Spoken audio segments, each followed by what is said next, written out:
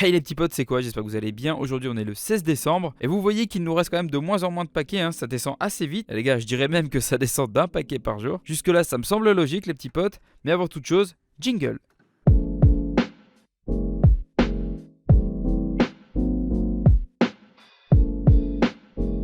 Alors, on va déballer le 16e paquet. Alors, le 16e...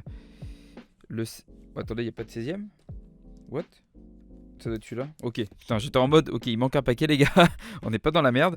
Alors, le 16e paquet, celui-ci est spécial car c'est le premier manhwa que j'ai emprunté à la bibliothèque. C'est très sentimental et plutôt très cool. Je sais qu'on a un manhwa, genre le truc Opération Santa, sachez que c'est un manhwa. J'ai pas le souvenir qu'on ait un autre manhwa les gars. À part le truc d'Opération Santa, c'est le seul truc que je connaisse qu'on aurait en manhwa, mais... Pour moi, elle ne l'a jamais lu, donc je pense pas que ce soit ça. On va déballer ça. J'espère juste que c'est pas encore un shoujo, s'il vous plaît. Qu'est-ce que c'est? Ah, putain, j'ai pas du tout pensé à ça. Bah pour le coup, c'est un shonen, les gars. Witch Hunter. Bah, vous voyez, les petits potes, je savais pas du tout que c'était un manhwa. On va lire ça tout de suite et on se retrouve dans quelques instants.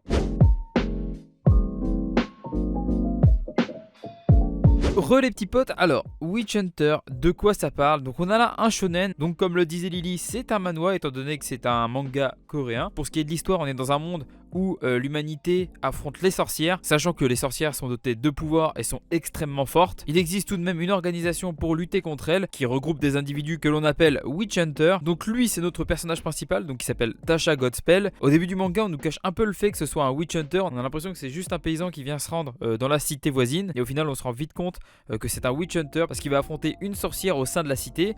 Malheureusement, elle va réussir à fuir, mais à côté de ça, elle semble pas si méchante que ça dans le fond. Enfin, c'est un peu confus, on va dire, et c'est quelques jours plus tard qu'ils vont se rencontrer à nouveau, et là, elle va clairement lui dire que sa sœur qu'il cherche désespérément et qu'il essaye de faire revenir à la raison, parce que ce qu'il faut savoir, c'est qu'elle est devenue une sorcière à son tour. Dans ce volume, on n'a pas trop les détails de pourquoi elle a rejoint le rang des sorcières. Je pense que voilà, ça sera expliqué un peu plus tard dans un flashback, mais voilà, c'est assez intriguant. Je vous dirai pas la suite parce que ça serait spoil la fin du tome 1. Pour moi, c'est un petit shonen qui est intéressant. Je retrouve énormément le style. Alors après là, c'est peut-être que moi, hein, et c'est peut-être juste mon cerveau qui me joue des tours les gars, mais ça me fait énormément penser à Soul Eater. Je sais pas pourquoi. Alors est-ce que c'est le style un peu les ennemis sont les sorcières, etc.